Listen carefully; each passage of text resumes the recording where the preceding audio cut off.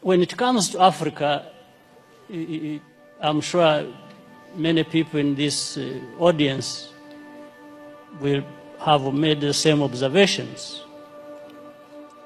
I think we must take responsibility and accept our failures in dealing with these matters. For example, relating to what President Obasanjo has just said, on the case of Boko Haram, or you can use that for many other cases. For me, when I'm watching on television, and I find our leaders who should have been working together all along to address these problems that commonly affect their countries, wait until they are invited to go to Europe to sit there and just,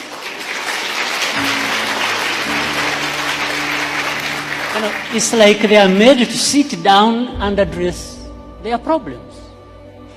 Why does anybody wait for that? What image does it even give about us, about Africa? In fact, the image it gives is that we are not there to even address these problems.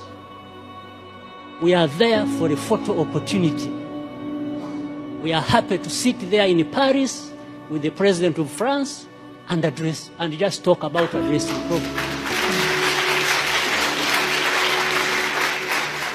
It doesn't make sense that our leaders cannot get themselves together to address problems affecting our people. It doesn't make sense. Of course, I'm saying this painfully. On the other hand, that well, I look forward for the time when I can be like the two former presidents. I think they are more free to say things than I. Being where they are and me being where I am. So I tend to remain with some reservations about what I have to say, because, but I think there is that serious problem.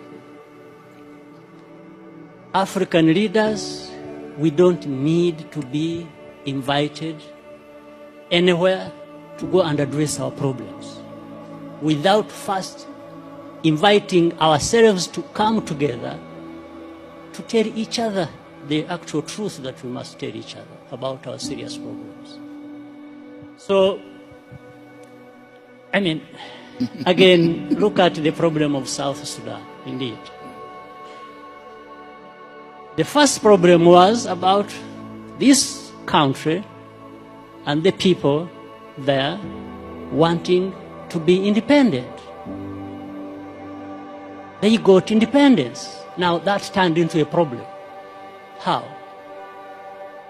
So you have one war being fought, waged to be independent, then you have to fight another when you have achieved independence. Just fighting among themselves. Why? So some of these underlying root causes should and could have been addressed by the leaders there. Whatever happened, whoever was wrong, that's not the issue. It is still the responsibility of leaders. If they can't resolve the matters themselves, well, why not? Why not call upon neighbors to say, come and help? We have a problem here. Maybe there is a problem between the president and the vice president. And if they can't resolve it, and each one thinks he's the one who is right and the other is wrong, and they are going to divide the army and government and everybody else to go on either side and start fighting, well, I think in between the time that starts and when it actually happens, something can be done. But it has to be leaders to work towards that and avoid the catastrophe that, like we are seeing or have seen, or that has already happened in South Sudan. But of course, the unfortunate part is that the most majority who suffer are the innocent people who have nothing to do with it. Women, children, and even many men are innocent in that situation.